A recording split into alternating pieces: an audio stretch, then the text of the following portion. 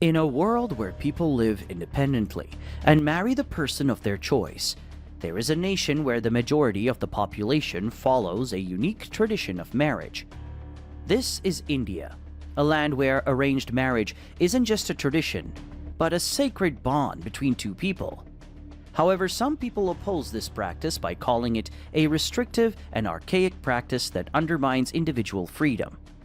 Let's dive deep into it and find out more about this time-honored tradition, why some people still practice it in the 21st century, who is behind these arranged marriages, and why some Indians despise this tradition.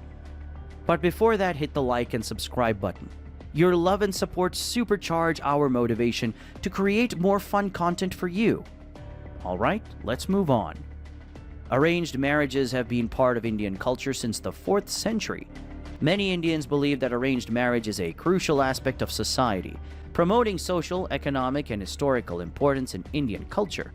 According to them, arranged marriages serve 6 purposes in Indian society: balancing social satisfaction, giving parents control over their families, preserving ancestral lineage, providing an opportunity to strengthen kingships, allowing the extension and consolidation of family property, and enabling elders to maintain marriages within their community. A 2019 survey found that 60 to 70% of marriages in India are arranged, with little change in the practice over the years. Additionally, over 60% of young Indians accept arranged marriages, and almost 80% are happy to stay in a joint family after marriage. By the way, did you know that arranged marriages were initiated to unite and maintain upper caste families in India? That's right. However, the system later spread to the lower castes, serving the same purpose. The specifics of arranged marriages vary, depending on whether the individual is Hindu or Muslim. Muslim arranged marriages in India. In the Muslim community, it is the parents' responsibility to provide for the education and marriage of their children. They feel obligated, especially to their daughters, to fulfill their duty of seeing them marry happily. This is because they believe that their daughters are meant for someone else's house. For that reason, they must select the best possible match for their daughters to live happily. The arranged marriage practice is often initiated by the boy's family. Once they select a female for him, his father then sends an invitation letter to the girl's father through a Malawi, who is considered the religious scholar. He then asks the girl's father if his daughter can marry. Upon his approval, they hold a feast and exchange gifts. During the feast, parents also set a date to solemnize the marriage. Most parents set the marriage date based on their children's age, which ranges from 4 to 8 years. In the actual marriage ceremony, both the groom and bride are asked if they agree to the marriage. According to Islam, it is compulsory to ask for the consent of both the male and female for the marriage. After that, they read the Quran, their holy book, and the parents set the dowry, with 40% being paid at the time and the rest being paid at a later date. Once the dowry is set, the female then goes to live with her husband and his family. Hindu arranged marriages in India. In Indian culture, getting married is considered a sacramental union of a male and a female. Those who are not married are often considered unholy. Due to this belief, many Indian families strive to get their children married early and engage in marriage preparations in advance of the wedding date, with the help of their friends and relatives. In some regions, most females are married before puberty, with almost all girls getting married around 16 and boys around 21. However, couples consummate the marriage after 3 years of the actual wedding ceremony. Hindu arranged marriage practices are almost the same as in Muslim culture, as the boy's family is responsible for finding the girl and making arrangements for the marriage. Once they find the bride, the two families then meet to set the time, discuss the dowry, and decide on the location of the wedding. The majority of the pre-wedding ceremonies occur on Akshaya Tritiya, the most spiritual day for a marriage. The wedding ceremony then takes place in the morning, with the man leading the women 7 times around the fire. After that, the bride is taken back to her parents' house until she is summoned to her husband's house. Matchmakers in India. In India, many parents feel obligated to find partners for their children. Some search for suitable matches within their extended families, while others use their professional networks to spread the word. The third and major part reaches out to professional matchmakers. These are agencies and individuals responsible for facilitating marriages between couples by charging them for a specific service.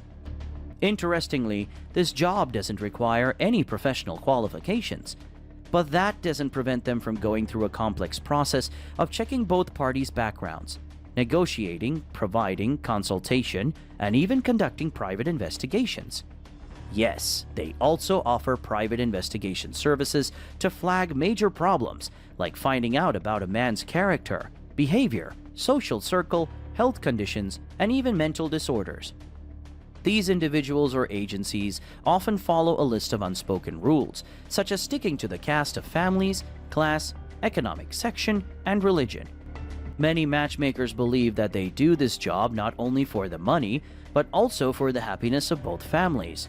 Nearly every matchmaker swears by the myth that there is a rare possibility of divorce in arranged marriages.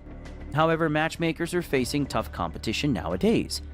With the growing matchmaking agencies of Indian women, they are now more educated and believe that girls should be more flexible in their demands rather than compromising on certain things.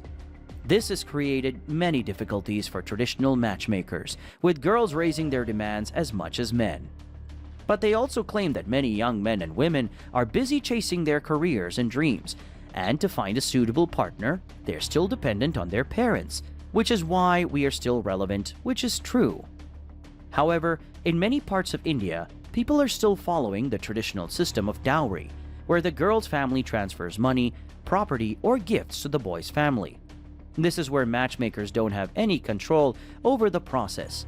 Some people even think arranged marriages are mostly based on wealth and status, rather than compatibility. Changing views. The rebellion against armed marriages. While arranged marriages are still the norm in India, there is a growing trend of choosing one's partner independently, which is more common among modern couples. They believe that arranged marriage is nothing but a compromise for them. According to them, there is no concept of consent in arranged marriages, especially in Hindu culture. Their parents don't ask for their permission. They just tell their children to marry a particular person. Upon resisting, they emotionally blackmail their children by giving them a sense of guilt. They think that their parents don't consider them mature and big enough. If our parents think that way, then why are they letting us get married in the first place? This is something logical to think about. Indian people are obsessed with caste. They consider intercaste marriages as taboo. In rural areas, if a man marries a girl outside of his caste, he will be expelled from the village and the caste as well. In urban areas, they are not expelled, but socially boycotted.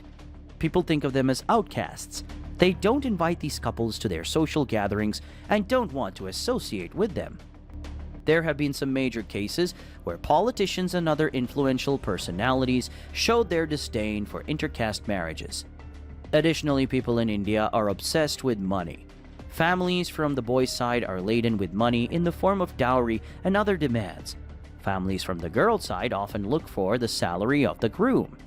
If a man is earning a handsome amount of money, they will gladly let their daughter marry him.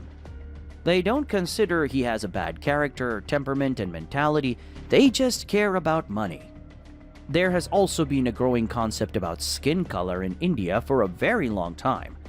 No matter if the boy or girl has a good character, family background, or qualities, if any of them is black, the other family will reject them. This intentionally or unintentionally promotes racism, which is true.